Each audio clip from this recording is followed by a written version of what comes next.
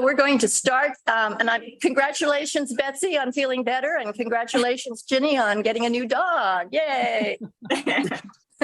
So that's the news for the day. We are done. All right, welcome to Coffee with the Councilors, and we have a few people on board today and in the audience. So I'm going to start asking people what they want to talk about, and then we will talk. And of course, Lisa Kerr, fellow councilor, is with us today too. So welcome back to being in person today instead of being on Zoom. She had a wonderful trip, right? Yes. So that's great. So let's start in the audience. Les, what would you like to talk about today? I don't think I have any agenda. No agenda? Well, You're the only one in Cannon Beach that has no agenda. Okay, Lynn. I would like people to go by the Spruce Forest and Monroe Street and see what the Parks Committee got accomplished this weekend. Trevor's going to be hauling, or somebody, I guess Trevor tells people to haul stuff. They have got a mountain of cuttings. That's fine. You know, they had it at the same time as the emergency, the CERT thing, which is too bad because a lot of people had, had to. But we still have 15 or 16 people. Well, that's great. Oh, that's great. That's great. Wonderful. Yeah. And we did have a CERT meeting this week. People need to think about getting involved. It's not all about first aid. We practiced putting up a tent this week and practice intaking people in emergency, and it went well. This day. I'm supposed to be telling you what you want to talk about. Well, I think that people ought to ask questions about that. All right.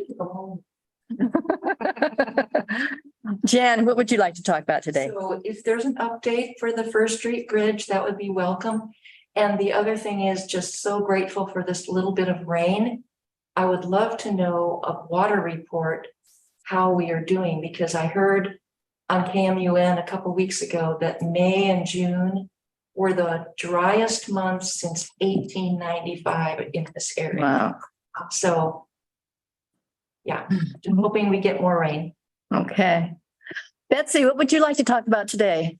You know, I don't get out much, and so I don't have anything to gripe about or report about or anything. And if it comes to me in the course of this hour, I'll let you guys know, but I'm just sort of checking in to see faces. Great, great.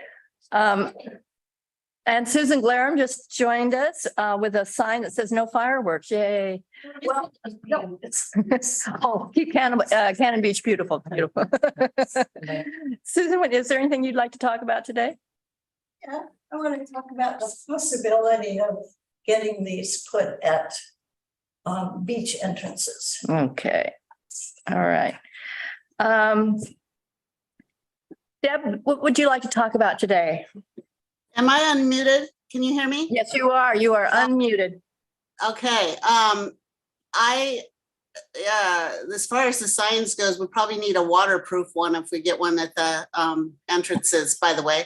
And no, I wanted to ask about the school, what's going on down there with looks like they're excavating or doing some research. And I wanted to know the story on that. Okay. Lynn, what would you like to talk about today? Good morning. Just listening. Want to hear what's going on. Okay, and welcome. Thank you. Ginny, what would you like to talk about? Well, I was going to ask about the Cougar, but I was down there and they think it's gone off the rock. There was tracks in the sand this morning and they couldn't get a visual, the Coast Guard. So I think they're getting ready to take the barriers off the sand. And I did have on my list, I wanted to see how Betsy was doing. I already got that answered. So I guess I'm wondering about short-term rentals, how it's going, if the compliance officers had to do very much. I know he's been in my neighborhood almost every day. I feel like that he's working, checking on things. And also if we'll be able to get our short-term rental committee going again. We haven't been able to meet without Jeff. Okay. Well, actually, we had a little bit of a discussion about that at one of our council meetings last week. So we hope to get an update on the by the council or for the council.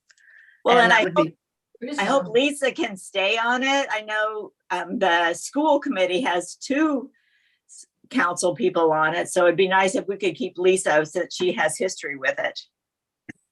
Okay, well, we will talk about that, put that on the list. Actually, I don't think the short-term rental committee has accomplished one thing Not a single thing. since it began.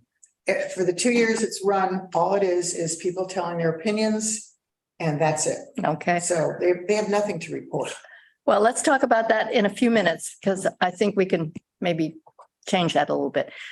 Dale, would you like to tell us what's on your mind today?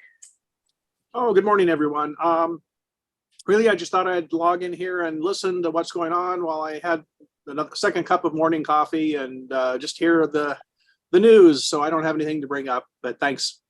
Sure. So you are having coffee with the counselors today? I indeed I am. It's real official coffee with the counselors. Okay, great.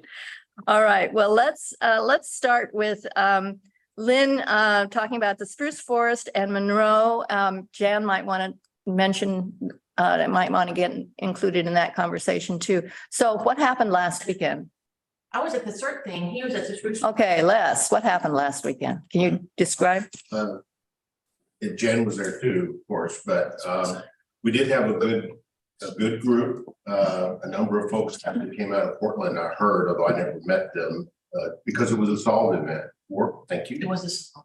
So I think we had a full 2 hours and Wow. an impressive pile of cuttings, mostly holly, I think, but and still lots more in there.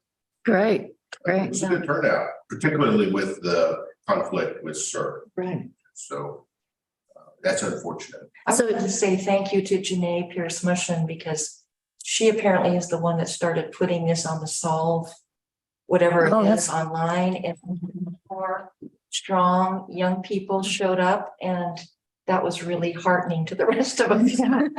One guy he was about 6'4" and pulling out this gigantic, holly tree. So it was really wonderful. Wow. And then Betty Guerin had her grandson and his girlfriend that were also very just lovely. Oh, beautiful, great. these young people, and her husband was there too. So it was great. Good. Susan, you have anything to add to that? Well, I worked near those 4 young people and they were laughing and having a gale. It's really nice to hear. Oh, that's good. That's good. And it's a great day for it too. Yeah. Espresso, coffee. Oh, that's good. And there are more planned, right? Yeah. Oh yeah. Every month, all year round. Every month. And any particular Saturday is like It's the third Saturday of each month at 10 a.m. and then we go till noon. And we will be going to different places. I think next month we'll be at the Sitka Spruce Forest Reserve, but we'll go to the Acola Creek Forest Reserve at times. And then we did the Scotch room at the grade school, Nikus, and yeah. Oh, great. To do. That's great. Yes, That it sounds, was really fun. yeah, and it's only 2 hours, so it's not a only big 2 deal. hours. Yeah. Anybody can do it. If I can do it, anybody can do it. Good. Great. Well, thank you very much. And then CERT. We're up and running. Right now, the CERT program is holding neighborhood meetings. So if you get an invitation to come to a CERT meeting from a neighbor, go. It's a cookies and coffee meeting. Janae is leading them, I think, maybe Mary Beth. But Janae and Rick are there. They explain kind of what the CERTs do. If you want to be involved, and what we're doing is mapping the neighborhoods. We're all your personal information about how to contact you, and getting people to know each other. So if something happens, no, they're gone. No, their dog's in the backyard, that sort of stuff. So it's just about getting to know a handful of people around you. And tell us what CERT stands for. Community Emergency Response Team. Okay. And anybody can join that, right? Anybody can join. And you don't have to take the first aid thing if you don't want to. I mean, you can contribute in other ways. Okay. Do you know how many people are in that group now? I might say 50 maybe. And people kind of come, you have this, you know, people have other businesses, they're here, people live other places. It's a real fluid thing, but I think there's probably 50 on the roll. Jason, do you get involved with that? And how much does it help the police and fire? Quite a bit. Yeah, definitely us for sure on several different things. It's good to have them. And they all have fun. Jason's one of the trainers, actually. If you take the course, he and Rick teach it together and it's fabulous. It's Right. really good. It's not all putting up tents. We direct traffic, we do fireworks watch. You know, I don't do everything they do. I do some things they do. So you don't commit to a lifetime of certain service. You can pick and choose. Okay, great. Well, that sounds good. That sounds good. Maybe we can get some more members. Okay. Jan wanted to know about the First Street Bridge. I think Karen is on the line here, is zooming in. Karen, can you give us an update on the First Street Bridge? We probably won't hear anything till late September, maybe early October at the best on the bridge. FEMA doesn't give us any kind of a time frame regarding when they're going to respond, so we just have to wait. But they're going back and forth with lots of verifying questions on our application. So I feel like over the next month or so, we should be hearing something, hopefully. And how about a water report? Is that? I have not heard what Jan mentioned, but I will talk to Daryl and Daniel. I just met with them Friday on another topic and they didn't bring anything unusual to my attention, and they would obviously do that if we have something that's out of the norm. Anytime we're sending water to town in the summertime, they keep me pretty closely apprised of any changes, and we haven't had any that they brought to my attention, but I will ask just to make sure. Then thank you, Jan, for mentioning that. Okay, so stay tuned. People on Zoom, I do everything. I can't read that. That's all the people that are on Zoom are Here, here. okay, Yeah. yeah, can't read a thing. Yeah. Susan, you wanted to talk about the signs. Well, I just love this sign. The blue one, not the red one, the blue one. The blue one. Oh, I do too. Well, I had the red one, but I had this one up during the 4th of July. Who made that? Driveway. I don't know. Those are the ones that Dan made.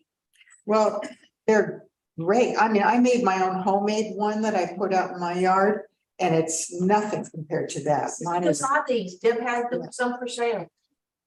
You want to show those? I can tell you, I mean, I had them made and in town.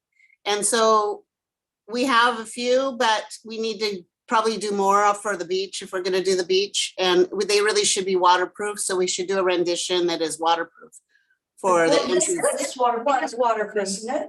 Yeah, This is Well, waterproof. it is waterproof. It's plastic of some Plastic. kind.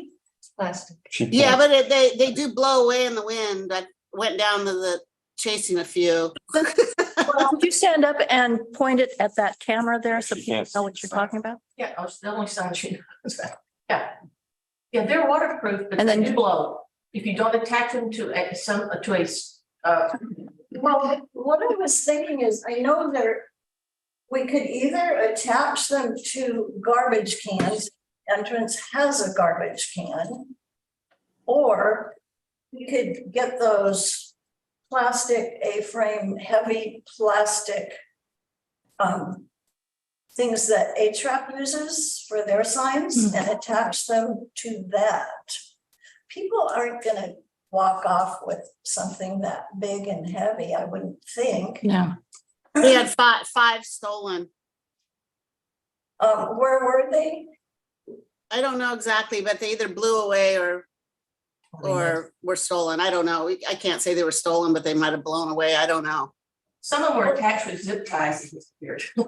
Right, and that That was works what? best. Zip ties. Oh, I have some extras. We'll need to keep the amount that we need for the city for 4th of July, but anything over that, I can sell a few, so we can do that. now we had a Forgive it. conversation, we had a conversation at the work session or a council meeting or whatever it was about the cost of them too. And Deb's been pretty much handling the cost of them. So we want to be able to reimburse her too. Did you say there were $750 For the. Yes, for all of them or for just one? all of them. Okay. Except the little ones, Lynn Sinclair had made, and they were significantly, I think, Lynn, they were like $300 for what we did for those. But the big ones, 750 for how many, Deb? 750 for how many? 50. $15 a piece. Oh, okay, that's not bad. And what, did we come to some kind of conclusion about where we would post them or when we would post them? $15 each. No, we have the locations for the fireworks.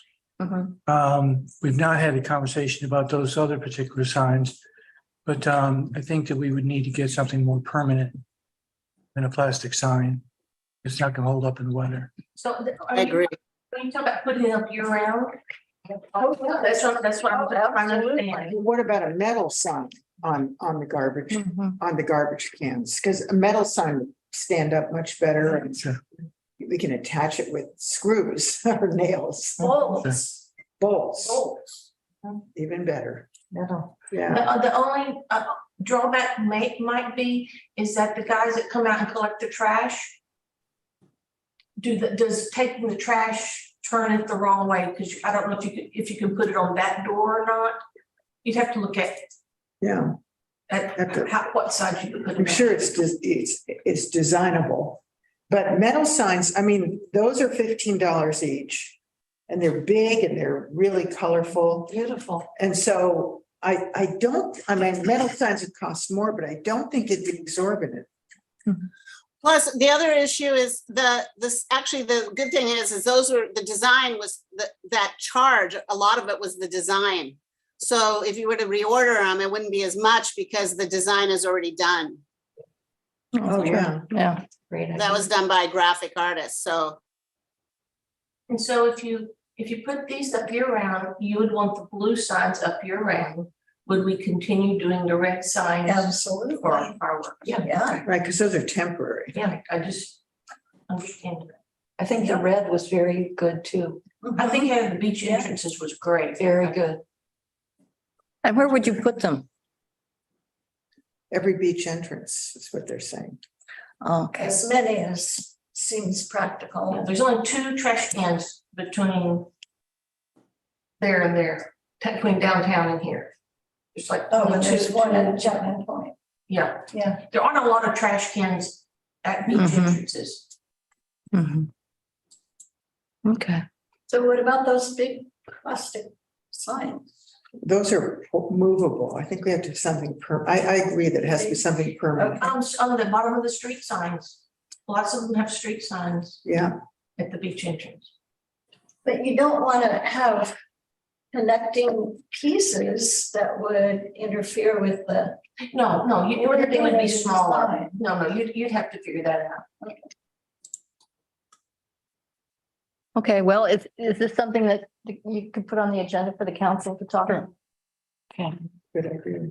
great. All right, so we will, in the In the fire. Near future. Has some blue signs about the fireworks. the blue signs. On their Facebook page, it was a sign. Oh, yeah, I don't know who did that. yeah. Okay. So it looks like in the near future, the council will talk about signs. Okay. Deb, you wanted to ask about the school and what's going on there? Yes, and I thought of a couple other things too. I wanted to say, Bruce, you did a good job on TV. Thank you so much. So Thanks. we appreciate that. KGW appreciated it too. And so I did want to tell you that we lost the black oyster catchers at Indian Beach. There were 3 well-sized chicks and they're not there now. So something got them. So that was the nest that's been surviving for the last few years. So they're re-nesting and hopefully that batch will make it. But we were really sad yesterday when we found that out. So the other thing is, yeah, so I wanted to hear what's going on down at the school. It looks like there's a group of students there doing some archaeology digs or something. So I just wanted to hear what that's about. Okay. Go ahead. Done making our list and now we talk? Yeah. Okay. Thanks. Those students are from Portland State University. And we have an arrangement with the State Archeology Department and the school.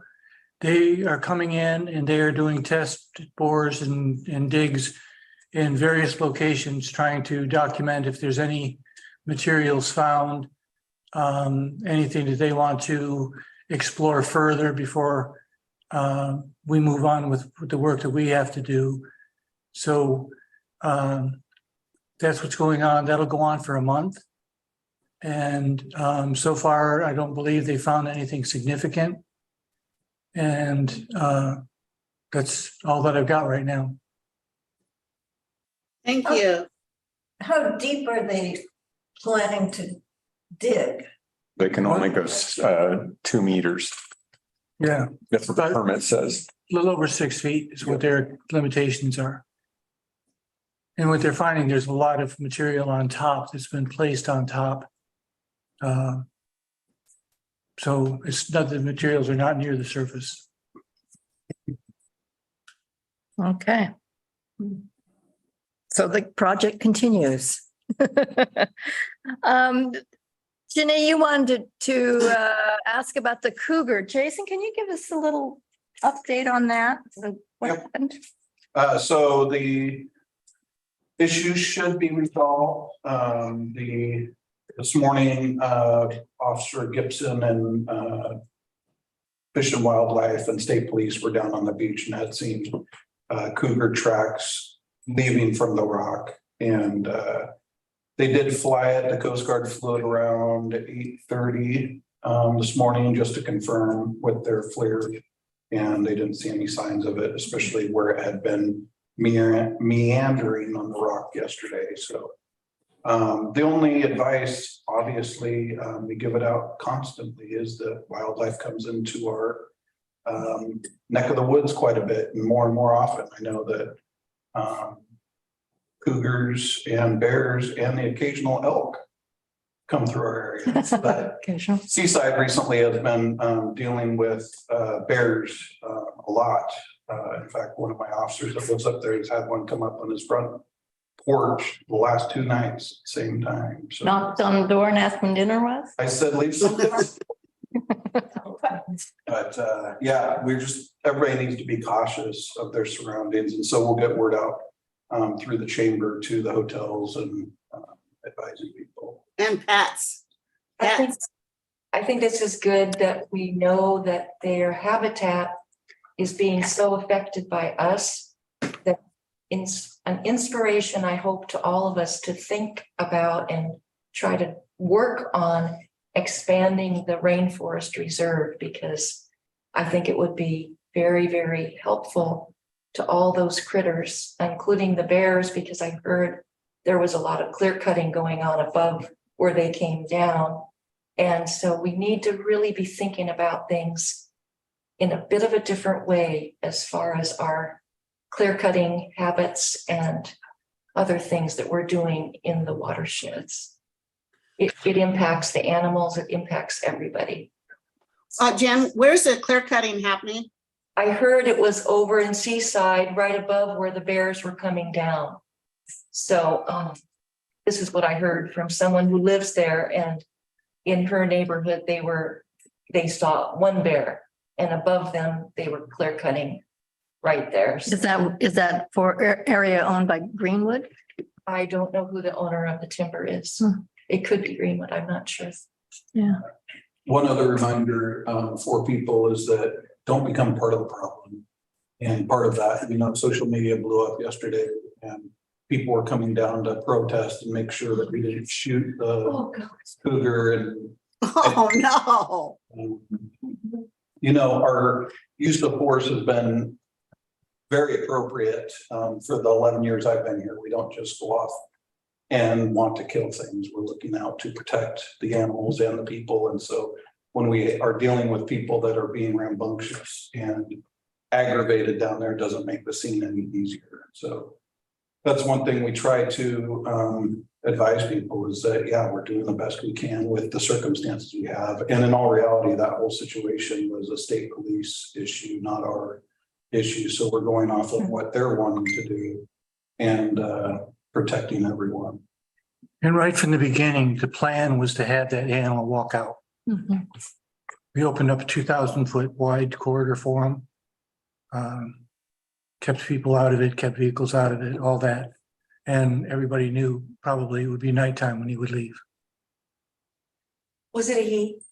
I'm sorry, I don't know. I use that. Everybody was asking, is it a he, is it a she? I never. Oh, no, I'm sorry. Jason, how many protesters were there? Oh, I have no idea. It wasn't a big amount of protesters. There's more people on social media and people coming down to argue with HRAP and other people that were just trying to protect them. I wanted to just say in that regard that for me personally, I was trying to find a way to find out the information. And I think everybody that maybe did come down was just trying to help. And I think in this situation, it's really confusing because we don't have one place, especially on the weekend, where we can go to somebody and find out the same information. So I don't know if we can somehow work on that, maybe with. We were getting lots of information out. It's very hard because obviously we're all tied up. But Yeah. I can assure you that not everybody was down there with good intentions. Oh, Facebook was ugly. oh. What do you mean that wasn't there with good intentions?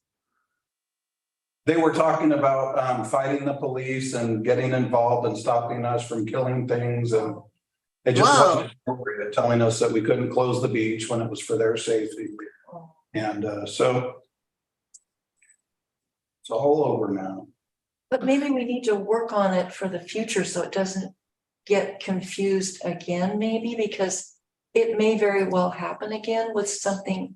We had stuff on social media throughout the day. We had text messages going out as well to people, but also I think Bruce was speaking with the media throughout the afternoon. So I don't know how else we could have gotten the word out. Okay. There were plenty of signs up too. Okay.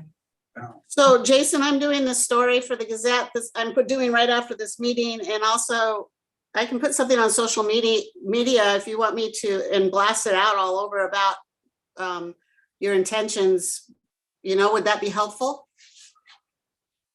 Sure. No, we've already updated our Facebook page and the city's Facebook page with the most recent update. But about what you said, that there's no intention to ever harm an animal. Sure. Yeah. Okay, so I'll write that and I'll go through for your approval before I send that out. Sounds good. Okay, well, have we had that situation before where we've had an animal like a cougar or another type, I don't know if elk go up there on the We just had rock? a raccoon about a month ago. That crazed a lot of people as well. That Is that? they wanted us to shoot the raccoon down from the rock. Oh. So The raccoon was eating, I'm sure was up there. eating Oh, yeah. For the eggs, yeah. And eggs. They just like the view. Yeah. Oh, I'm sure that's what the cougar was doing. Right. Yeah. Too, and there was a lot of concern about the puffins. Oh, yeah, absolutely. How vulnerable they might have been. Oh, yes. I don't think he ever went, or it went up that high. I don't think, no one saw it go up that high. It didn't seem interested in climbing to the top of the rock. But didn't you say you thought you saw it around about 10 o'clock? Yeah, about 10 o'clock on Thursday night, I was coming home from the theater and we'd just gotten through the play Thursday night and I was driving home on Hemlock and about 3 blocks up from where I was driving. So I'm not sure just what street that was. I want to say it was maybe Jackson or the one beyond Jackson. But here comes this animal. I mean, nobody else was around and here comes this animal walking across Hemlock and I thought that doesn't look like a dog. And it was really trotting pretty quickly. And I thought, I wonder if that isn't a cougar. So I was up there all night. Yeah, No, that was on Thursday night too. So, and when was the sighting? On Saturday, Sunday? Sunday morning. Yeah. Yeah, so it had been around. So the thing is that if the habitat's being disturbed up further and cougars, typically the males, when they're old enough, they go off looking for their own territory. If this one has found a good source of food up there, it could potentially be back. Yeah. Yeah. Yeah, they're looking for. We have no control over that. That's gonna be tough to control. With all of other nature. On the beach, I can see. Yeah. That's kind of scary though. Yeah, you're right. There is that potential. Yeah. And up on Seascape, there's a big pack of coyotes, so if you're walking up Seascape, be sure to keep your dog on a leash, because that's a scary area for your animal. It's a wild, wild world out there, I guess. It is. Yeah. All right. And then short-term rentals. Ginny, you wanted to talk about that? Yeah, and one more thing about the Cougar, probably all of us got the Nixie or Nixle, whatever it is, alerts. But Deb, that might be a good thing to add to your article, because most people still are not signed up for those alerts. Oh, okay. Whether it's an earthquake somewhere else or the Cougar. I know I got at least 2 and maybe more. Yeah. Or closed roads to Seaside. Yeah. Oh my gosh. Yeah. Oh, yeah. The accident. Yeah. So on the short-term rentals, I have to agree with Lisa. We really never came up with any written conclusions, although I felt like our discussions were good. I personally got lots of information while I was there. And, but really I was kind of wondering also how it was going with the complaints, compliance officer addressing the complaints. I looked on the short-term rental permit list today and it had been updated. It looked like there was 151 14-day permits. And I was curious how that related to, say, last year at this time. And I know at our short-term rental meeting, Jeff was able to give us a map with all of the short-term rentals on it. So you could see really at a glance where in town they were without having to look up each address. So it'd be nice to have that on the city webpage also. Yeah. And then I know that our 5-year moratorium or a 5-year permit rentals have gone down to, I think we're in single digits now on that. Yeah, they'll expire eventually, all of them. Yeah. Yeah. You know, So we have been keeping fairly steady with upper 109, about 90, 195 to 204, somewhere in that area for years. So it's been pretty steady that way. but it may increase, and Yeah. I don't think there is any problem at least as far as I'm concerned, in putting a cap on short-term rentals, on the sure. number of short-term rentals, period, including 14-day rentals. I think that would be a wise decision on the city's part. Mhm. And I think it's going to become more necessary as more second homes are built in this community. And they're going to go on the short-term rental market, for the most part. I think Unless someone is- the curve. Hmm? You need to get ahead of the curve. Right. Because it's coming. It's just like when we. Not reactive, but be proactive. That's what I'd like to see Yeah. us be. I think we really do need to look at the policy, the short-term rental policy that the city has and really work on that and see, like I'd you like say, to a see that cap. on the agenda as well, Yeah. Bruce, especially given last Tuesday's meeting. Yeah. Yeah. Well, one thing we had talked about at our meeting is also geographical limitations Mhm. on permitting. And I see Seaside has a very strict one. It's Yeah, they really do. like a couple blocks from the beach only. Yeah. Yeah, there are certain neighborhoods in Seaside that do not allow short-term rentals at all. And I Right. think if I remember right, when I was covering it, this was several years ago. It seems to me, if you wanted a short-term rental license, you had to go before the planning commission. I think you had to actually appear before one of the committees in Seaside to get permission to do it. And that may be my fantasy, but I think that's what I remember. It was a fairly strict ordinance. They have distance, you can't be within so many feet. Yeah, and no short-term rental. yeah, In all directions. Right. Not just next door. yeah, yeah. They have I think a somewhat stricter ordinance than we do. I think it'd be interesting to look at some other ordinances from other communities and see how they deal with it and compare them to ours and see where we can improve. Did the committee look at any other cities' short-term rentals? There was an even number of pro and con people on the committee, so no, we didn't accomplish. We just talked a lot. It was mostly, I mean, there was very few, well, when I started, just Lisa Frazier and I were the only two people who were just full-time residents here. And everybody else was either a business owner or ran a short-term rental company or, so it was very uneven. And then a couple of other people joined, which made it a little more of an even discussion. But basically there was never going to be a meeting of the minds because, I mean, you have people who are making their living running short-term rentals and, agencies, and then people who live here. So they're both on the committee. So it just was a back and forth. Jason, has Daniel had many complaints this year about short-term rentals? Yeah, mostly new ones or ones that people aren't aware are a licensed vacation rental, but he's been working on them. Okay.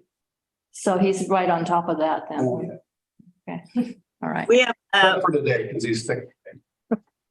we have a kind of a new Airbnb in our neighborhood, and it's a case of they have an ADU. They've moved into their ADU for the summer and are renting their main house, which is kind of a, iffy way to do it. But I will say the compliance officer has been by, I really think most days he's working and checking on the license plates in that driveway and making note of it if they're, more often than every 2 weeks. So he's doing a great job on that without even, I don't think there's even been any real complaints.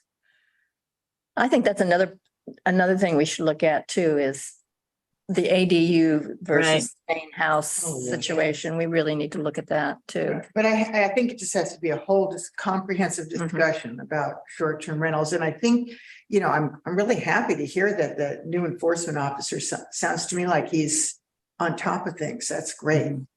Yeah, that's good. Do all short-term rental owners have to have a personal representative Within the in town? community. Yeah.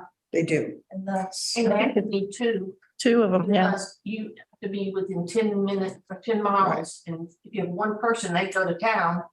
Or the agency or an agency. Yeah. You can be signed up with one of the agencies. And they will be responsive to issues, is the theory. And I think that actually they are quite responsive. Yeah. Agencies. Nancy, I had another question. Mhm. So I'm obviously nervous about fire stuff. Whatever happened with those roads that we were gonna do? Because I remember some people didn't want to do roads up into certain areas and just for, to fight fires and so forth, or if there ever is a fire. Is there a ban right now? What are we looking at? Because we're going into these hot, dry months and it's just, I'm edgy about it, very edgy about it. Yeah, no, actually, that has been a topic of conversation. Would you like to talk about those roads that are going up the ECFR? Yeah, I think that power company that has improved the one that affects them. The other two, we're talking with Barry Sims about to complete those.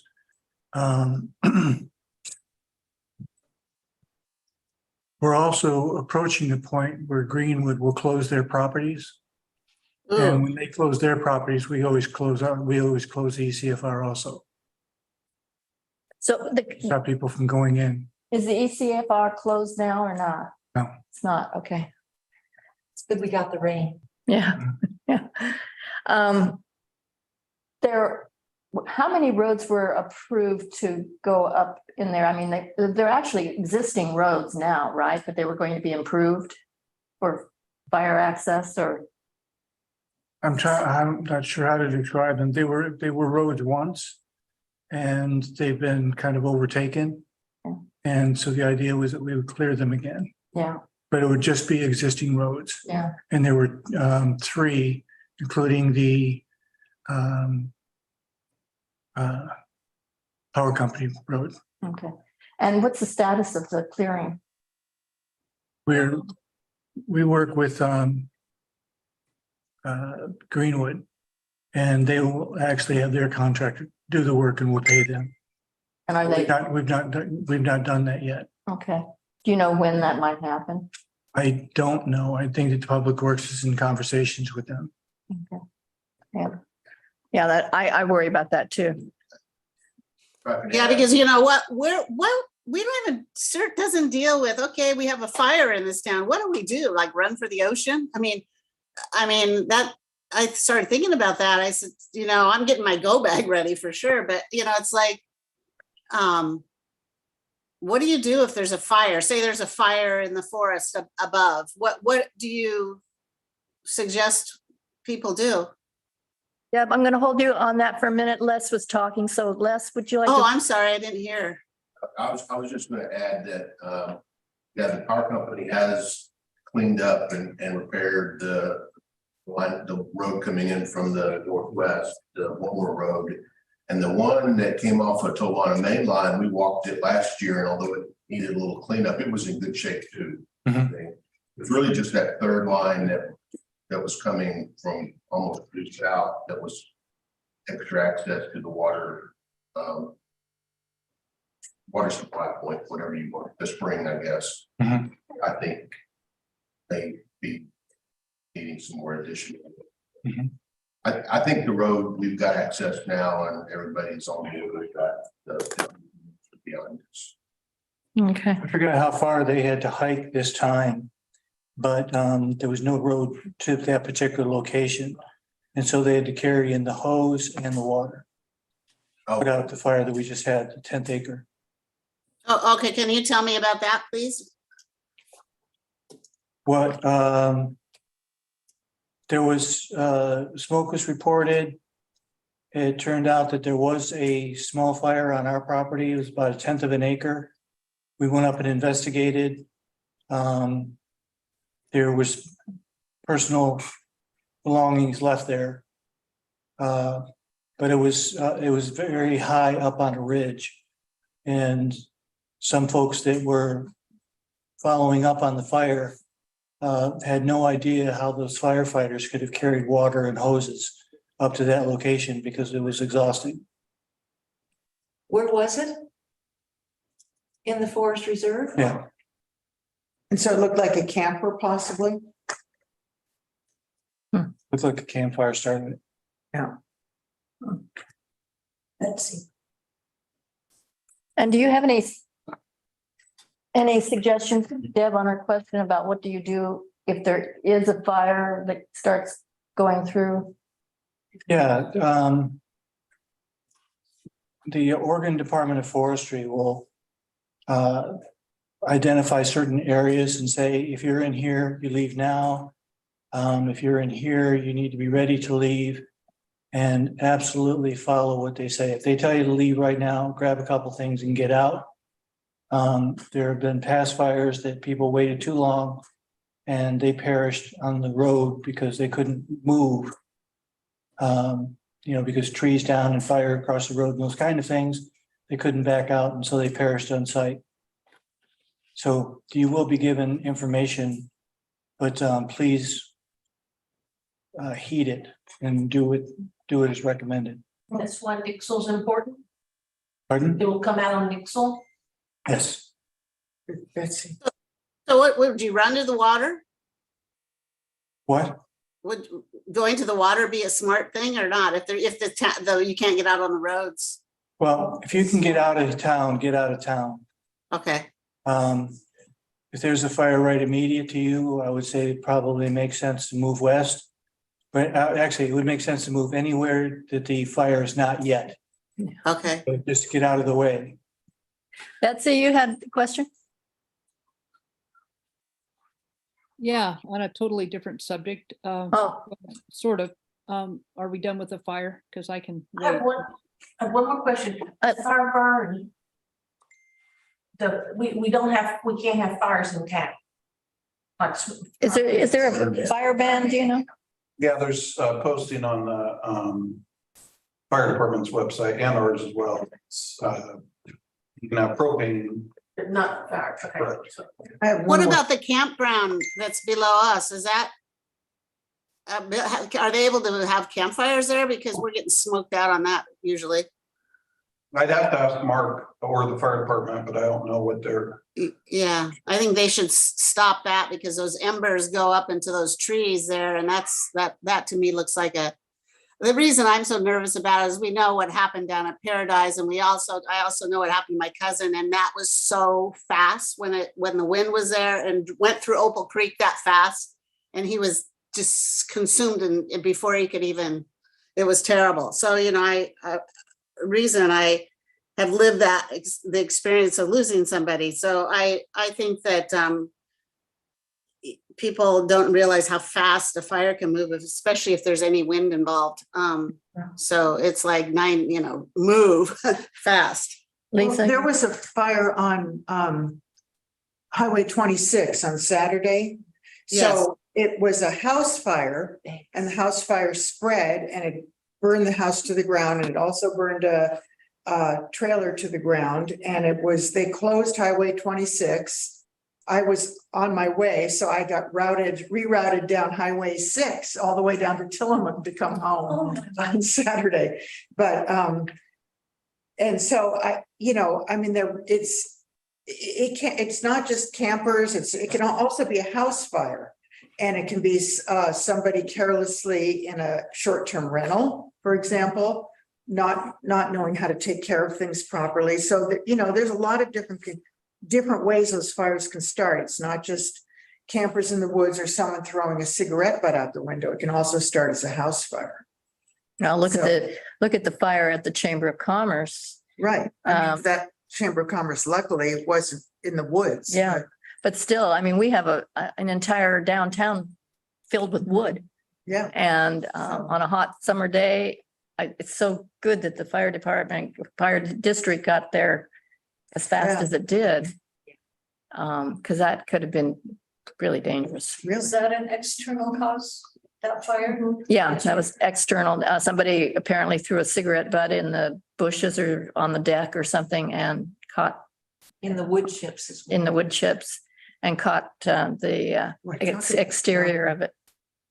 I was going to do a story on that, but they never called back, the chamber, so they must not be anywhere to be found.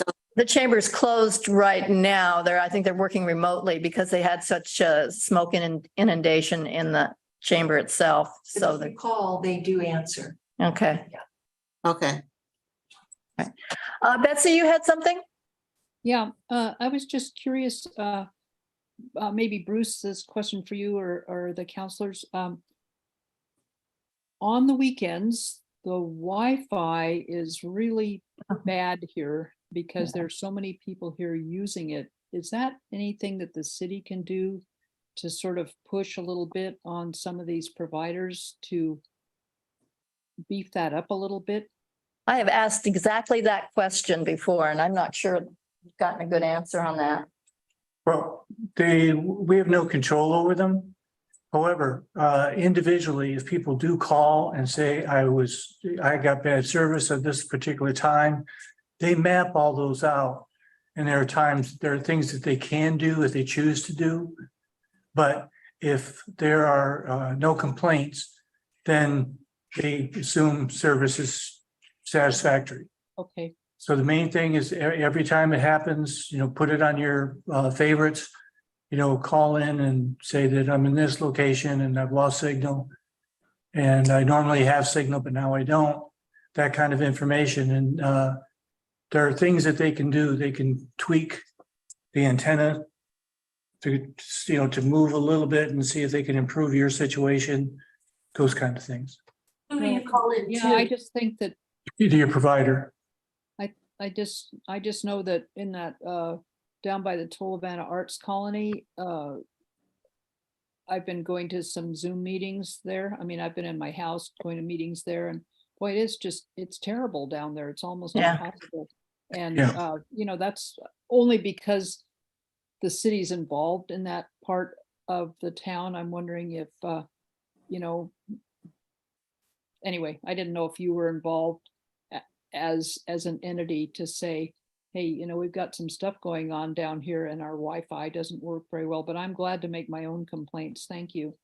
Okay. Yeah, I noticed that at my house too, and I live right beyond, a little bit beyond 4 blocks from here, actually. And I always know when there's a lot of people hanging out around my neighborhood because I can't get service very well at all, it just dies on me. And I'm wondering, the federal government has approved a broadband bill to improve broadband capability in rural America. Would we qualify for something like that?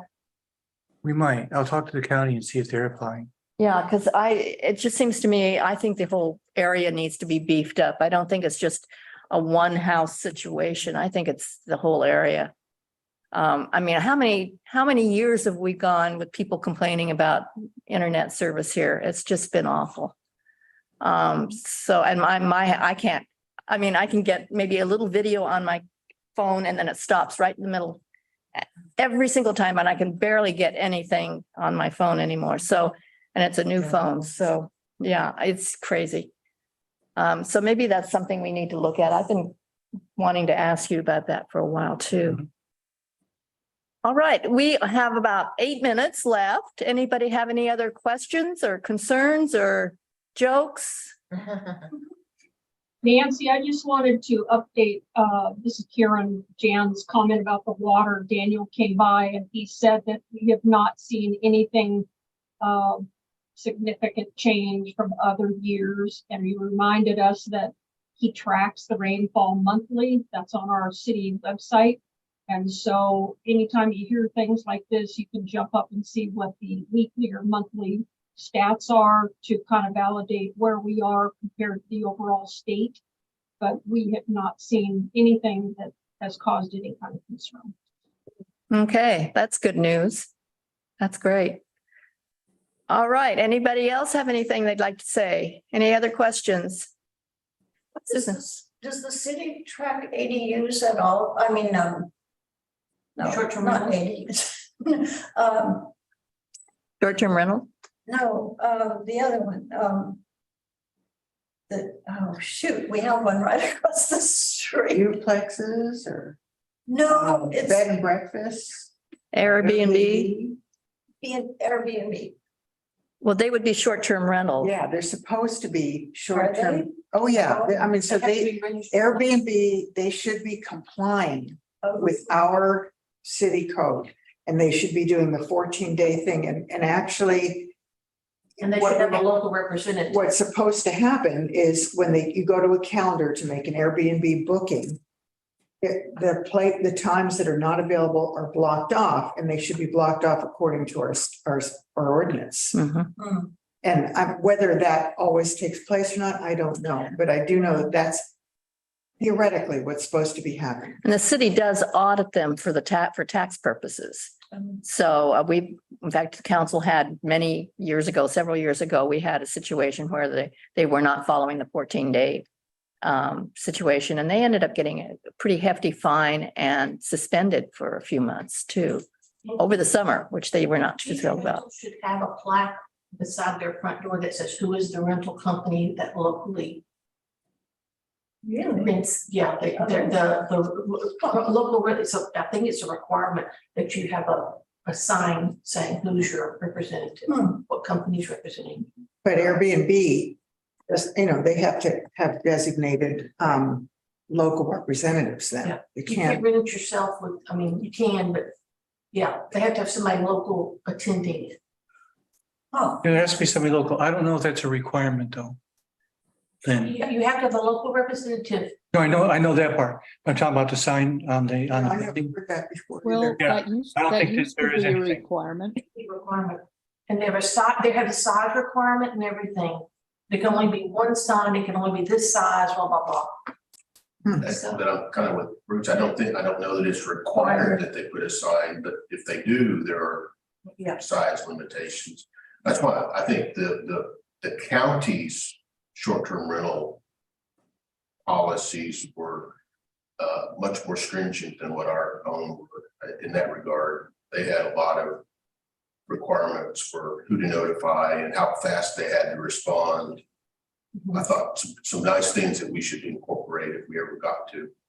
I think we have a response requirement too. Yeah, they have to be within 10 miles. No, I mean in terms of the time. Well, I thought we had a requirement that you had to post something that someone could walk up and look at and see who the person is that you were supposed to contact. If that's no longer in. I thought we did too. Yeah, we had that. If we don't, we should put it back in. Yeah, I think we would definitely need to take a look at that short-term Oh, yeah. rental I ordinance. mean, Sure. and that never came up once in any of the meetings, the short-term rental meetings. This is the first time I've even heard of it. Yeah, So that was never brought up. Like I said, the meetings were, I hate to say this, but they were pretty pointless the way they were going. I mean, you know, I was disappointed. Whatever it was. Yeah, I would agree. Everybody, we came and we sat there and we did it and we were like. You may as well not have come at all. And then zero in things accomplished. well, take a look at it. The council will take a look at it then, I guess. Along with everything else. Okay. Put that on your list. Okay. Anything else in 2 or 3 minutes here that we can talk about? American Legion's having a garage sale next weekend. If you have something to donate, take it over Friday. Okay. American Legion garage sale. I have a whole house that I could probably take over to the of stuff. Anything else? Okay.